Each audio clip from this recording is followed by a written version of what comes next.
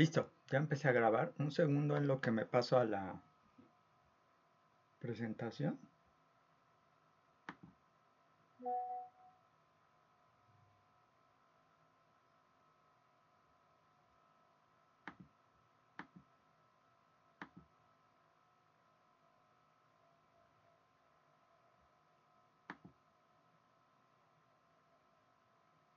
Ok, pues vamos a continuar con lo que estábamos viendo la última vez. Y bueno, lo que estábamos analizando eran estos modelos donde teníamos una variable explicativa que fuera de tipo cualitativa. Recordemos que en ese caso, pues tendríamos que generar las variables dummies para que podamos introducirlas como si fueran las variables explicativas en una regresión tradicional. Aquí nosotros construíamos nuestra tabla ANOVA basándose en cómo pues, se descompone, ¿no? la suma de cada cosa. La suma explicada, la suma residual, la suma total. Y aquí, al momento de que nosotros queremos saber si algo es significativo, que es equivalente a saber si hay efecto de tratamientos en diseño de experimentos, la idea es ver si conjuntamente todas las variables dummies son significativas.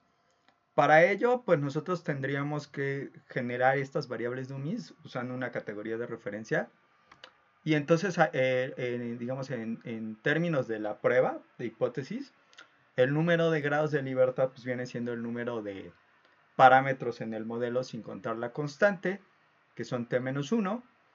En el número de observaciones, pues tendríamos la suma total de las observaciones por cada una de las distintas posibilidades de grupos que nos está dando la variable categórica. Y ahí nosotros pues tendríamos que quitarle el número de variables explicativas, aquí sí tomando la constante, otra vez en presencia de variable dummy.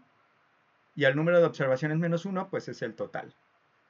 Había quedado como que esta parte de la suma explicada y la suma residual de manera solamente como que expresada, ¿no? Sin dar explícito quién era la fórmula para cada una de las distintas cosas. Entonces ahorita la idea es justo empezar a ver cuál es la fórmula que podemos aplicar para que esto pues lo podamos entender mejor. Y bueno, ya basándose en eso, pues podríamos hacer nuestra prueba de hipótesis para saber si efectivamente hay efecto de tratamiento, que es equivalente a saber si la variable explicativa categórica es significativa o ver si las medias de la variable cuantitativa son similares en cada categoría. Ahora aquí habíamos introducido justo la notación punto como una manera para que nosotros, al momento de que estemos sumando sobre alguno de los índices, pongamos un puntito indicando sobre qué índice es la suma. Entonces, por ejemplo, podríamos tener el total de observaciones en todos los distintos grupos, o sea, sumamos el total de observaciones por grupo sobre todos los grupos. Podríamos calcular el promedio global. Sobre este total lo dividimos entre el total de observaciones, el total por grupo, el promedio por grupo, y a partir de esto, pues nosotros vamos a construir nuestros valores de la suma explicada y la suma total y la suma residual. La suma explicada, pues digamos, aquí se dejó expresado así, porque bueno, en realidad la fórmula la conocemos, ¿no? Es la fórmula ya sea desde el punto de vista matricial, que habíamos visto cuando se hacía la prueba esta para ver que todas las variables menos la constante eran significativas. Y pues también teníamos nuestra formulita que era pues en términos de los valores estimados bajo el modelo. Entonces aquí lo que vamos a hacer es utilizar cuáles son los parámetros estimados, pero para ello nos vamos a basar en una parametrización que ya habíamos empezado a ver, que es la parametrización que se usa en diseño experimental, en la cual, bueno, suponemos que tenemos tantos parámetros como categorías o distintos grupos que estamos nosotros comparando o tratamientos.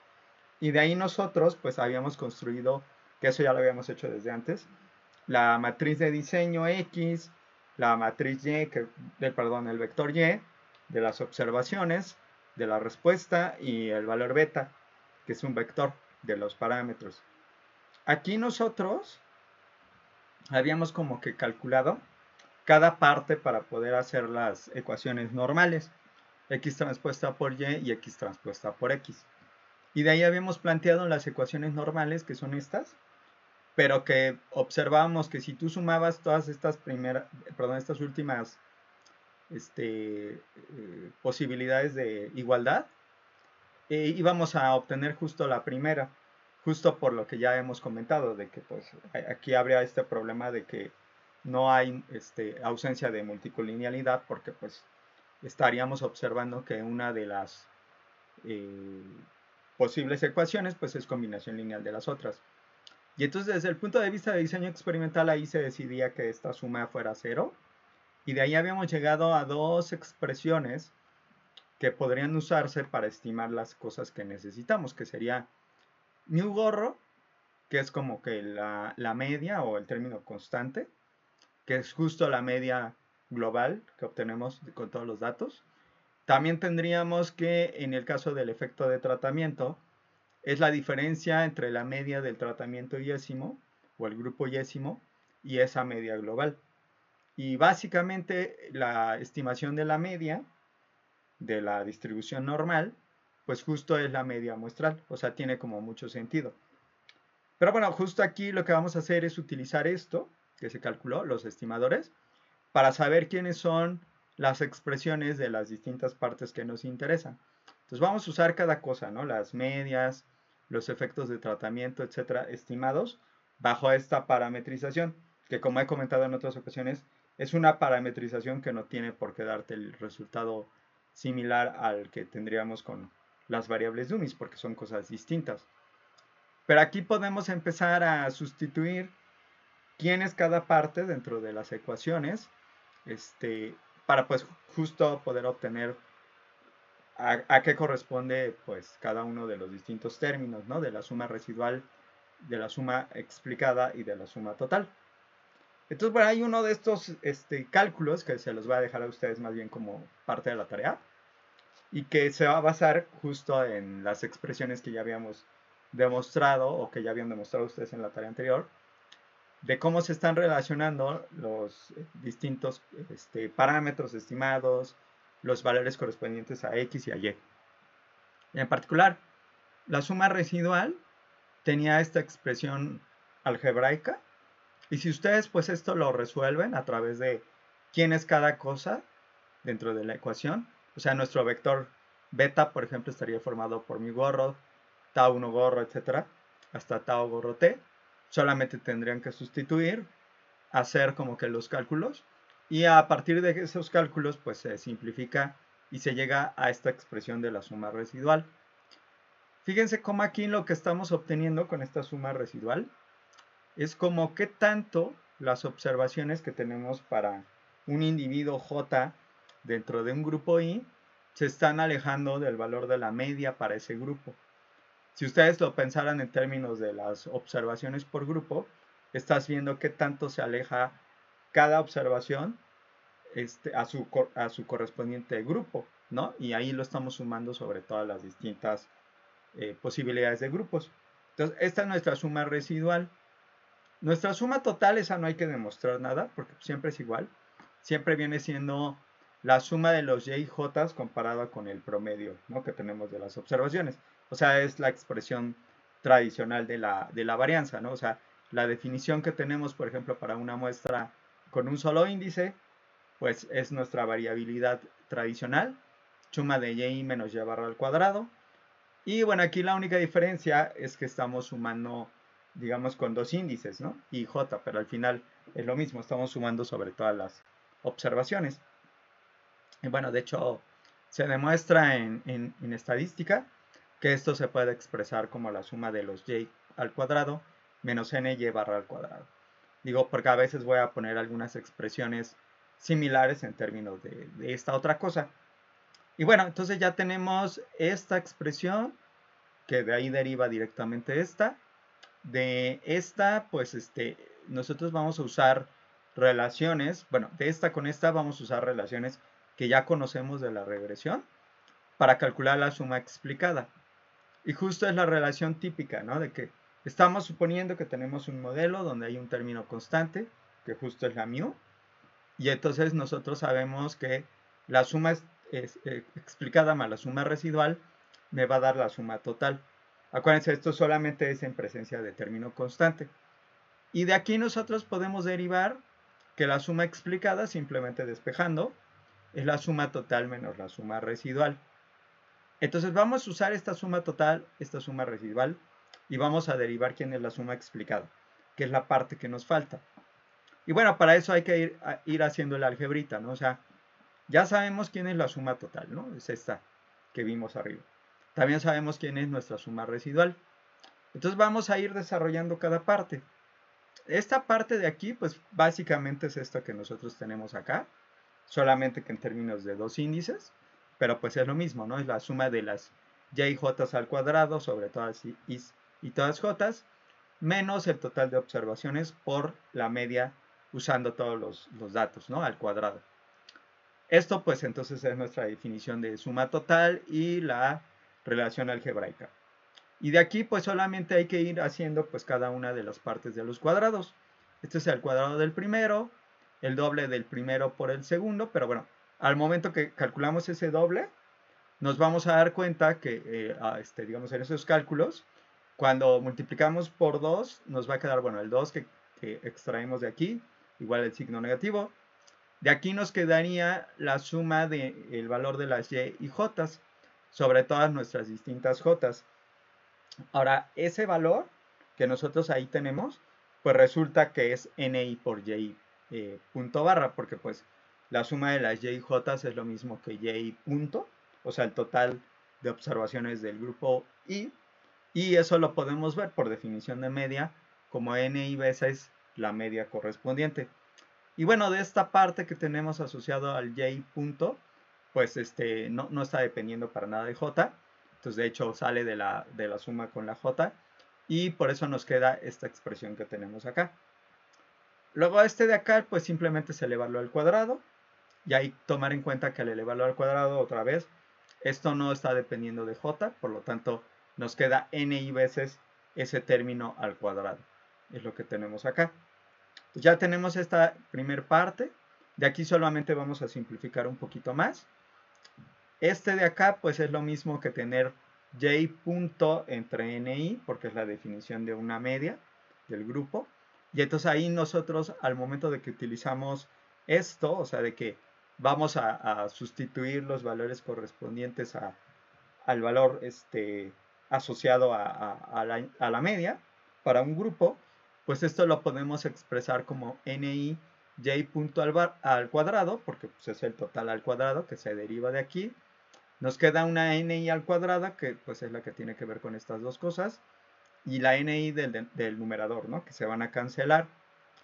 Entonces tenemos aquí igual lo mismo que acá, o sea, este es y punto entre ni elevado al cuadrado, se cancela el cuadrado del denominador con este, nos queda esta parte de aquí, que esta y esta son exactamente lo mismo, nada más que esta está con el menos 2, y por lo tanto nos queda menos y punto al cuadrado entre ni.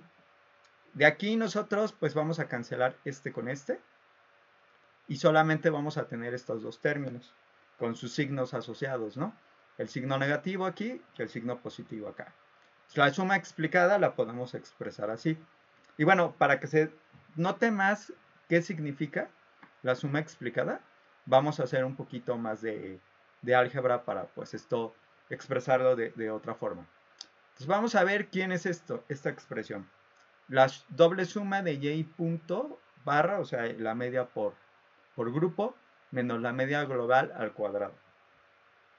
Esto de acá, otra vez, simplemente elevando cuadrados cuando corresponde, es el cuadrado del primero, el doble producto de este por el segundo, y luego al cuadrado de esta parte. De aquí pues otra vez, ¿no? Tendríamos y punto al cuadrado entre ni, que sería la parte que estamos asociando a esto, pero bueno, en realidad eso no está dependiendo de la j, y por lo tanto pues nos quedaría ni veces y punto al cuadrado entre ni al cuadrado, y de ahí viene esta parte que tenemos aquí. Es esta primera parte.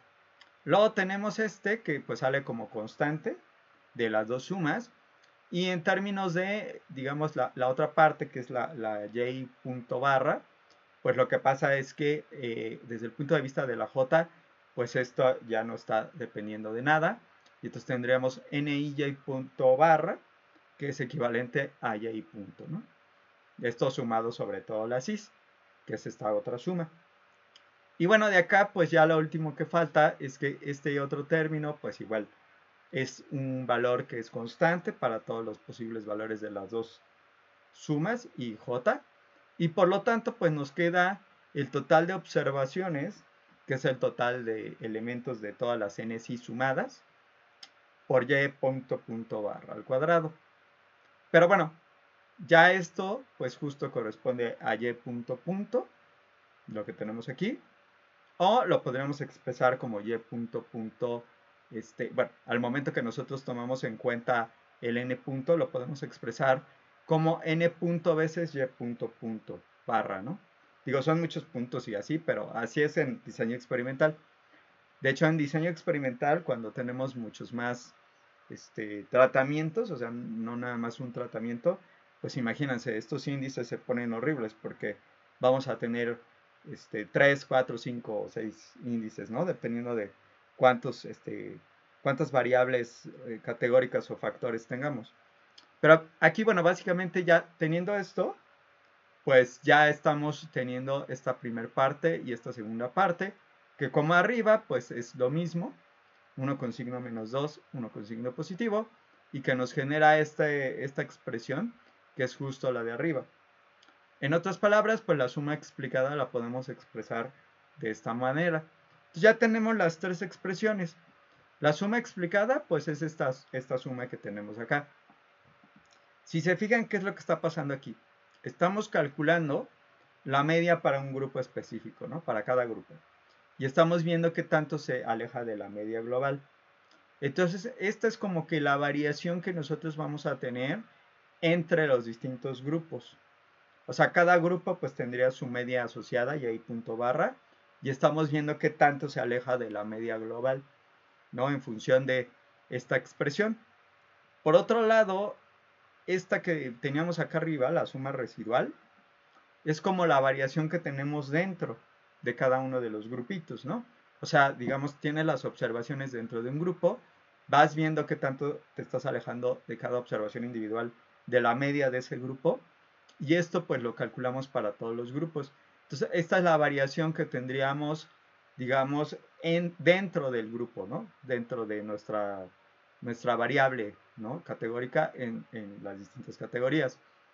Esto es como bastante común en estadística, tener este tipo de cositas de variaciones, que sería la variación entre clases o entre grupos y la variación que tenemos, bueno, esa variación entre clases también se le llama variación intraclase, entre clase, perdón, no, sí, olvídalo. Es la variación entre clases, es que creo que el nombre en inglés como que no viene a caso. Y entonces, esta sería la variación entre clases, la que sería como nuestra suma explicada. Y la variación que tenemos dentro de las clases es la suma residual, dentro de un mismo grupito, ¿no? Que tanto se van moviendo. Ahora, intuitivamente, si nosotros tenemos mucha variación al momento de medir esta parte de cómo se van comportando las distintas clases, y tenemos poca variación dentro de las clases, esto te está diciendo, en otras palabras, mira, pues tus distintos grupos no se parecen entre ellos, porque sus medias son muy distintas entre sí a través de esa comparación con la media global. Y aparte, dentro de cada uno de estos grupos, tenemos que los individuos son muy parecidos, ¿no? Entonces eso te dice, bueno, pues entonces sí hay mucha diferencia entre lo que tú estás obteniendo de los distintos grupos, de las distintas clases. Esa intuición es justo lo que me está dando el estadístico F, porque el estadístico F, recordando quién era, pues justo se calcula a través del cociente de la variación que tenemos de tipo explicada con respecto a la variación que tenemos no explicada o la residual. Y entonces aquí nuestra explicada es la variación entre los grupos y la no explicada es la que tenemos dentro, ¿no? Entonces, justo es esa misma idea de lo que estábamos diciendo. Claro, hay dividido entre los grados de libertad de cada cosa, para tener los cuadrados medios, pero básicamente lo que se hace en diseño experimental en estos casos pues es hacer como que comparaciones de la variación que nosotros vamos a tener de cómo se están moviendo nuestros datos, ¿no? Ya sea que los comparemos entre los distintos grupos o en lo que nosotros estamos observando dentro de cada uno de los grupos, ¿no? Y entonces es como que una técnica, todo lo de diseño de experimentos, que se va a basar en pues cosas relativamente básicas, ¿no? Que son las medias, sus comparaciones, ya sea las medias globales o las medias que tenemos para cada grupo, y en las variaciones, ¿no? O sea, si nosotros lo pensamos así, pues los conceptos detrás no son muy complejos, ¿no? Pues es variación, o sea, dispersión y centralidad, ¿no? Lo típico que se ve en descriptiva. Entonces, a eso se reduce todo esto.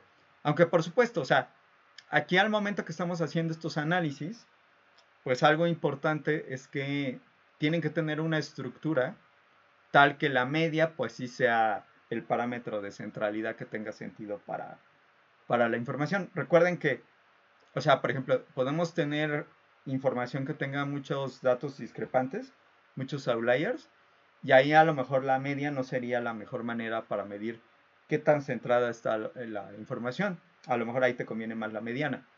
Entonces, ahí es donde nosotros, por ejemplo, podríamos empezar a pensar en algunas técnicas no paramétricas, que los que llevaron el curso de no paramétrica y regresión, pues seguramente allá habrán visto cosas de ese estilo, y era como que la alternativa a esta ANOVA de un factor, ¿no? Por ejemplo, por ahí se maneja una pruebita que a lo mejor les suena, la de Kruskal-Wallis, que es como que esa alternativa no paramétrica, algo como lo que estamos haciendo aquí.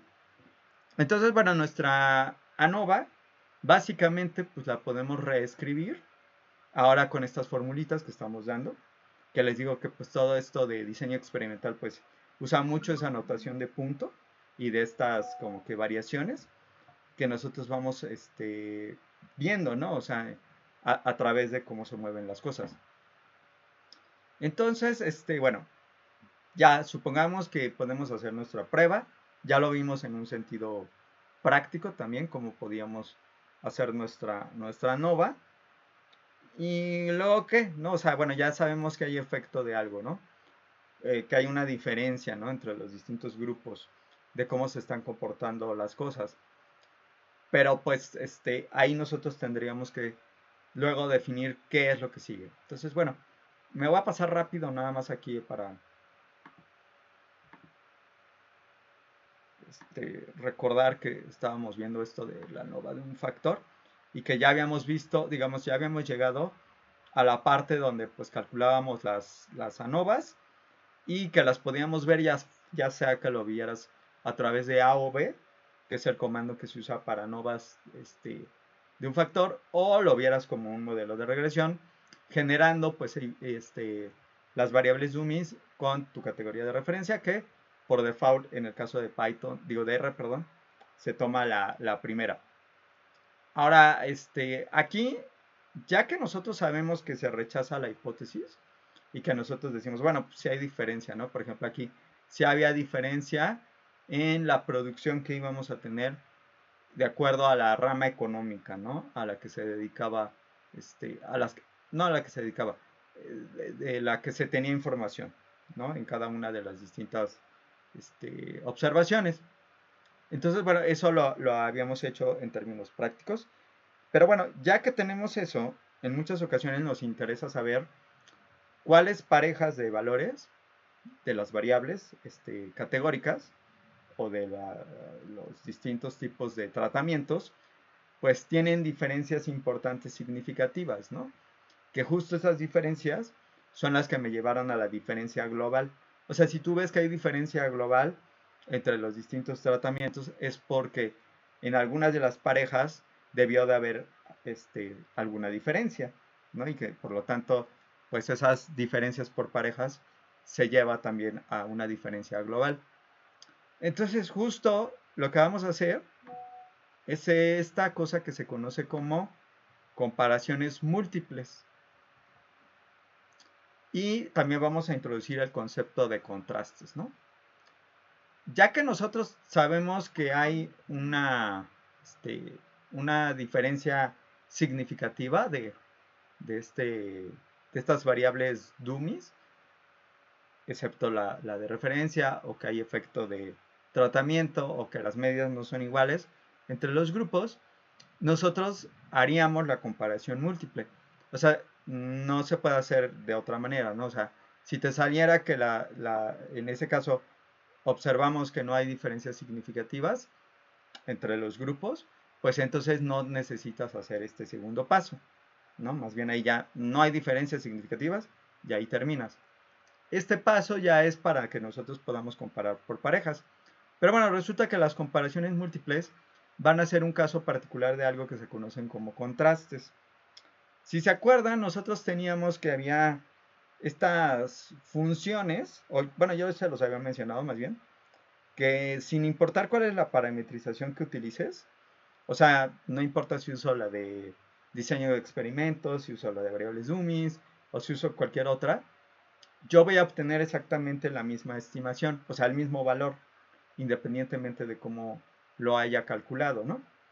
A eso es a lo que se le conoce como función estimable.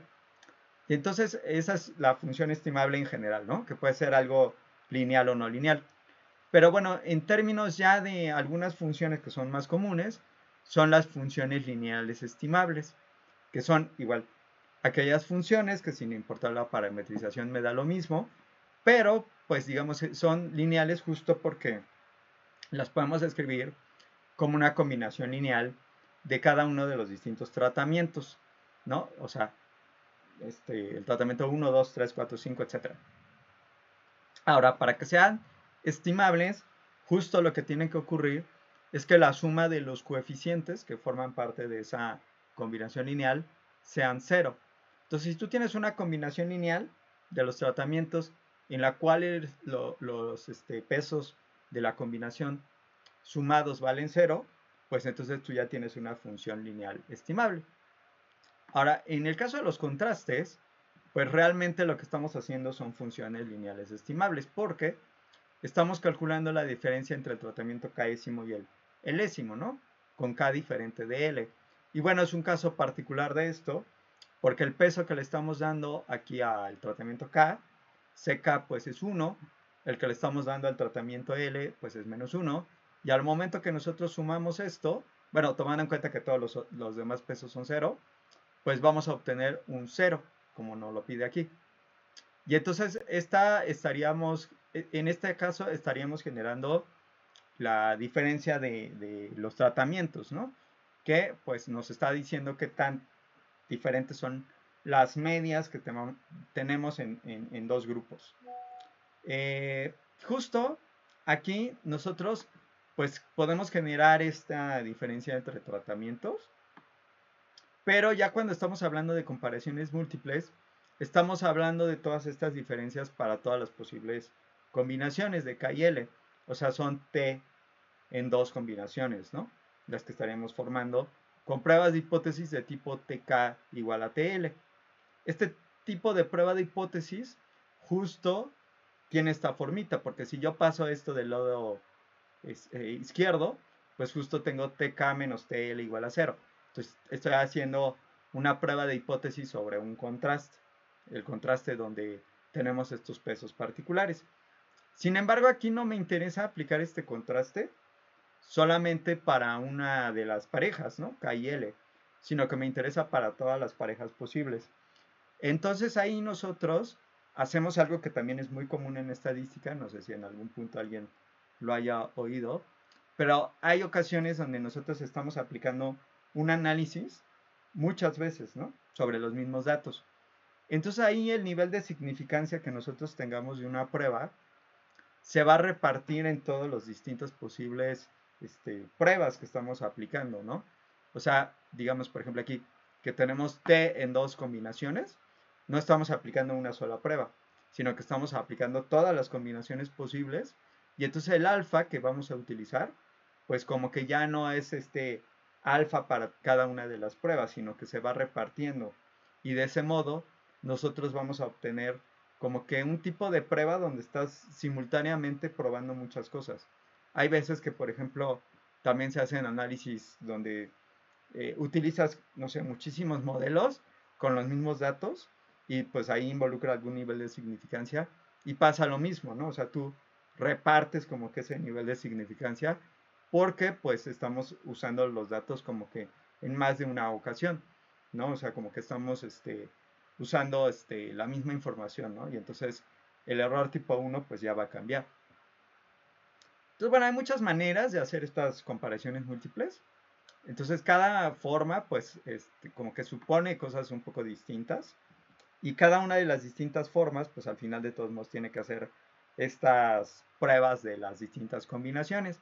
Digo, aquí les doy algunos ejemplos, ¿no? De algunas de las posibilidades que tenemos en cuanto a pues, tipos de combinaciones múltiples, ¿no? O sea, hay muchas, y bueno, cada una funciona de manera un poco diferente. La más común y la que pues prácticamente todo el software hace por default es aquella basada en las pruebas de Tukey. Y se le llama también la diferencia significativamente honesta de Tukey, ¿no? O THSD. Este tipo de manera de hacer, digamos, la comparación múltiple es bastante usado porque considera como que la variación como parte de la regla de decisión que nosotros vamos a ir tomando.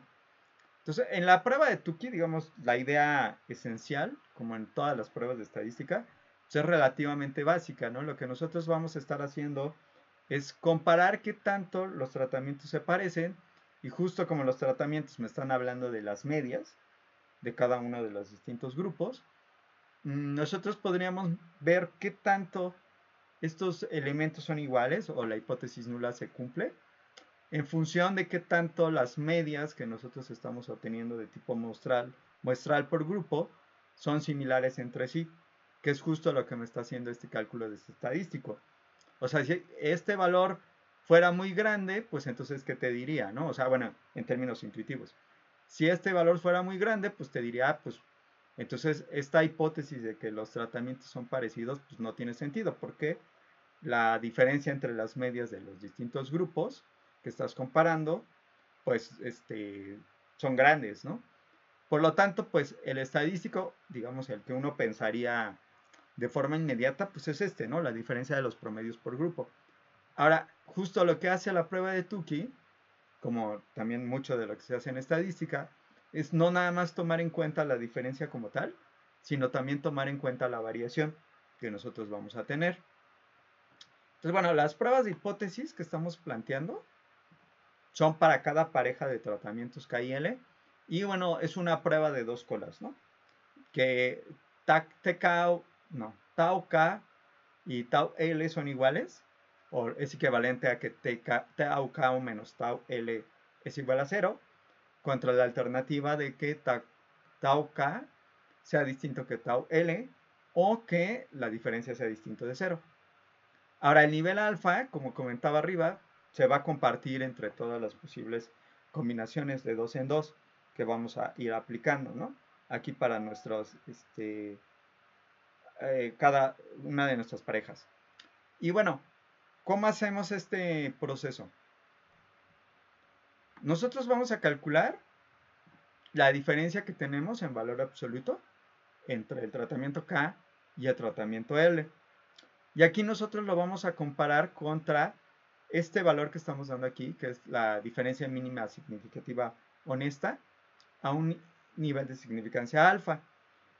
Ahorita vamos a desarrollar un poco más esto para que se den cuenta cómo la variación entra. Entonces, este valor, pues nosotros lo vamos a definir como todo lo que se hace en estadística, a partir de un nivel de significancia que tú vas a fijar. Por ejemplo, 0.05, ¿no? Y entonces vamos a saber si estamos rechazando la hipótesis nula al nivel de significancia dado. Pero bueno, resulta que va a haber dos maneras de hacer el cálculo para este valor, dependiendo de cuántas observaciones tenemos por cada grupo.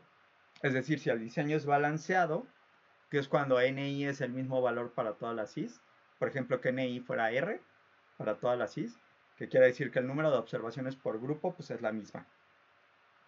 En ese caso, nosotros vamos a calcular esa diferencia mínima significativa honesta a partir de esto que estamos dando aquí.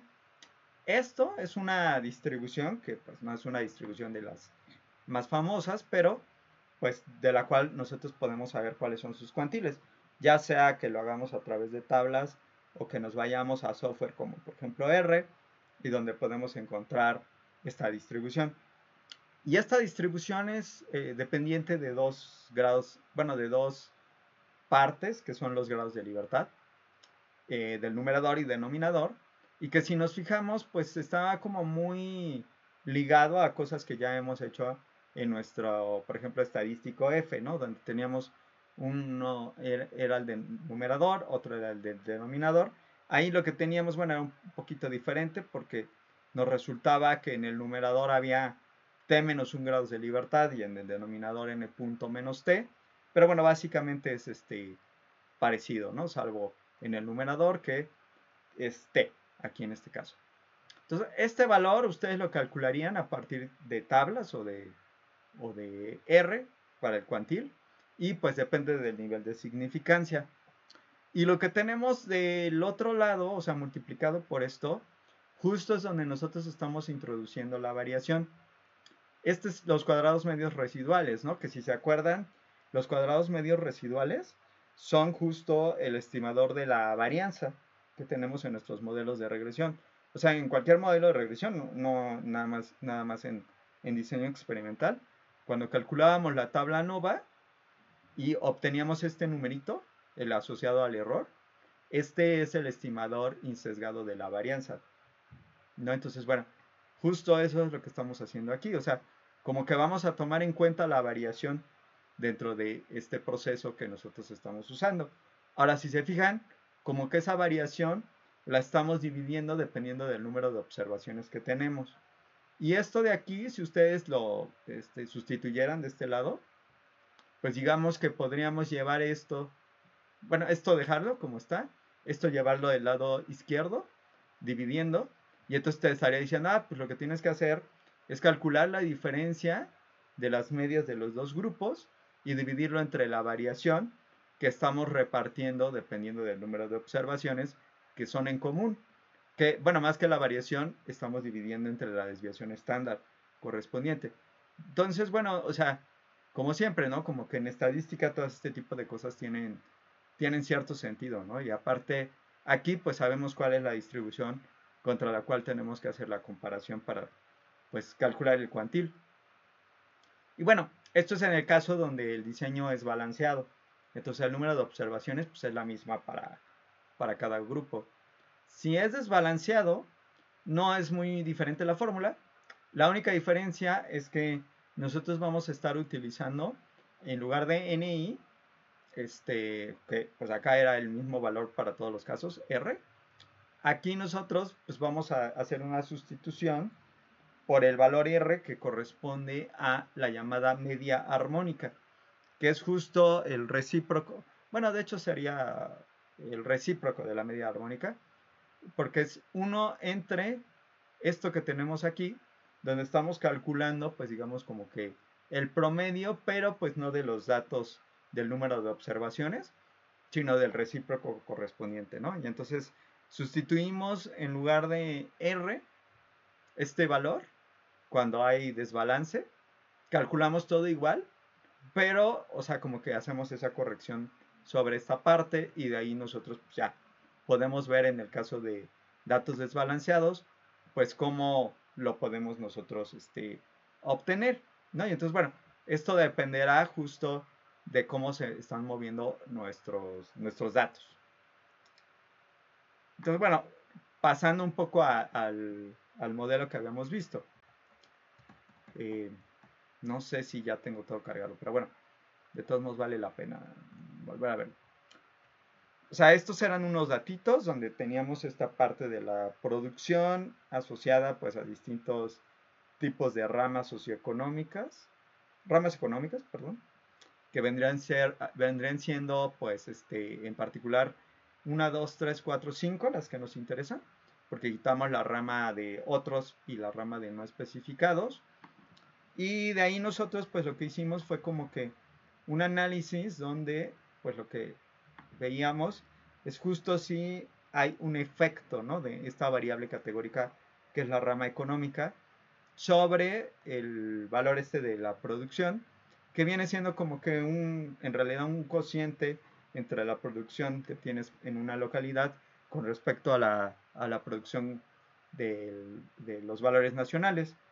Y bueno, lo que comentaba, aquí podemos usar el comando A o B o directamente usando LM. Y con A o B, al momento que hacemos el análisis, pues ya veíamos que había una diferencia significativa, ¿no? O sea, el p-valor está abajo de 0.05, lo cual me dice, ¿sabes qué? Pues sí hay diferencia del valor correspondiente a la respuesta, que sería pues esta de la producción, tomando en consideración la rama económica. Y entonces aquí es donde dices, bueno, pues entonces, viendo eso, pues sí tiene sentido que yo diga, pues que es necesario aplicar la prueba de Tukey, ¿no? Y entonces justo eso es lo que vamos a hacer. Aquí nosotros vamos a usar la prueba de Tukey para ver si hay diferencias por parejas de las distintas posibilidades de ramas económicas. Entonces, ¿qué es lo que me da la salida? Bueno, básicamente pues es lo que estuvimos viendo ahorita en la parte teórica. Obtenemos la diferencia que tendríamos y eso se da para cada pareja de posibles valores de las variables. Ahora fíjense que aquí en particular en R solo me está arrojando una de las combinaciones, o sea, no me está dando 2 menos 1 y 1 menos 2 porque pues es lo mismo, ¿no? Nada más cambia el signo. Entonces aquí me está haciendo la comparación entre el tratamiento 2 y el tratamiento 1. Digo, si ya me quiero ir ahí a la parte práctica, pues tendría que ver qué es cada cosa, ¿no? O sea, por ejemplo, aquí es industria manufacturera contra construcción. Entonces, esta sería la diferencia que nosotros tenemos, que es la diferencia entre el tratamiento correspondiente al nivel 2 y el del nivel 1, que me da un valor negativo. Y luego aquí, pues es importante ver esto, ¿no? Que es lo que me interesa sobre todo, ver si hay una diferencia significativa. Aquí me dice, bueno, pues sí hay una diferencia significativa entre la pareja de industria manufacturera y construcción, porque este p-valor está por abajo de 0.05.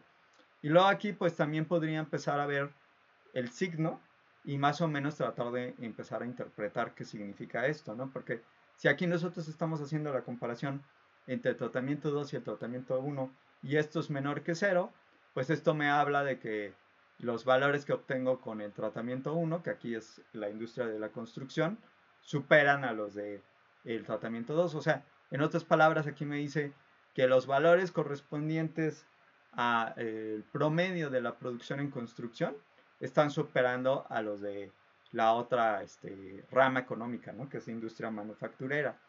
De hecho, aquí podemos empezar a ordenar esto, ¿no? O sea, nos vamos a dar cuenta que entre 2, 3 y 4 con respecto a 1, pues sí hay diferencias significativas, todos con el mismo signo, que me habla de lo mismo, o sea, como que el valor de 1, pues nosotros tendríamos que tiene la característica de estar por arriba del 2, de 3 y de 4 con respecto a las medias correspondientes a esas industrias. Y entonces ya podemos empezar a darle cierta interpretación. Y bueno, aquí por ejemplo que no es significativo, pues no tendría mucho caso interpretar, sino que más bien aquí sería decir, bueno, pues entre construcción y agropecuario no hay una diferencia significativa, ¿no? Eso es lo que estaríamos diciendo. Que de hecho un poco yo ya lo había visto al momento de que había calculado los coeficientes, que se los había mostrado la vez pasada. Y ahí, bueno, también la cosa extra que podemos hacer es empezar a comparar entre pues los grupos que van en medio, ¿no? Por ejemplo, aquí, con respecto al grupo 2, que es industria manufacturera, pues empezar a ver si hay una diferencia con los elementos que estamos viendo en medio, como comercio y servicio, ¿no? Para identificar otra vez si esto me habla de un signo negativo y que entonces estos valores del promedio de producción en comercio están por abajo de los de industria manufacturera. Y esto lo puedo ir repitiendo para cada posibilidad. Les digo, la interpretación es sobre todo en términos de aquello que es significativo, al alfa que hayas decidido utilizar. Porque, por ejemplo, si alfa es 0.05, este no sería significativo. En cuyo caso, entre 4 y 3, pues no podría decir nada entre servicio y comercio.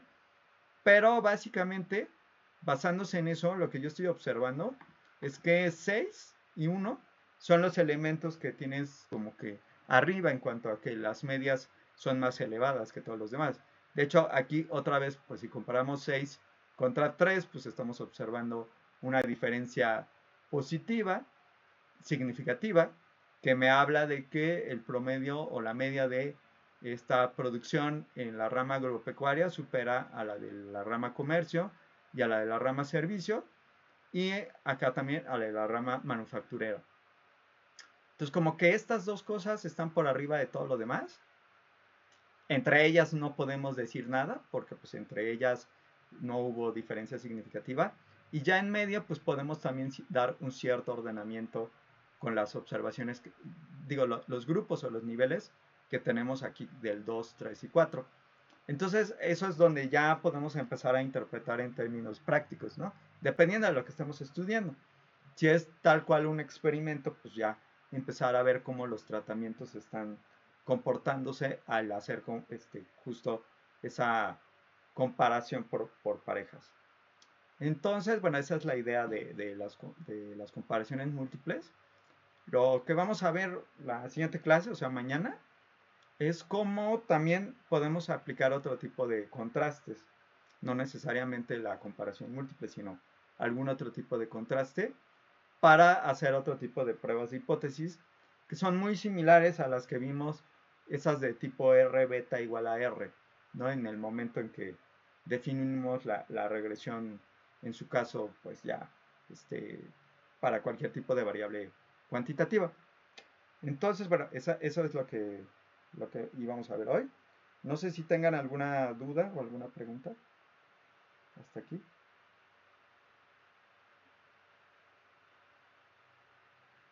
¿No? Creo que esto sí no lo habían visto. Bueno, creo. Pero bueno, o sea, básicamente es comparar promedios, ¿no? Bueno, medias. Entonces, bueno, pues seguimos mañana y pues ya vamos viendo estas otras cosas de los contrastes. Entonces, bueno, nos vemos mañana y bueno, pues cuídense mucho y buenas noches. Nos vemos mañana, bye.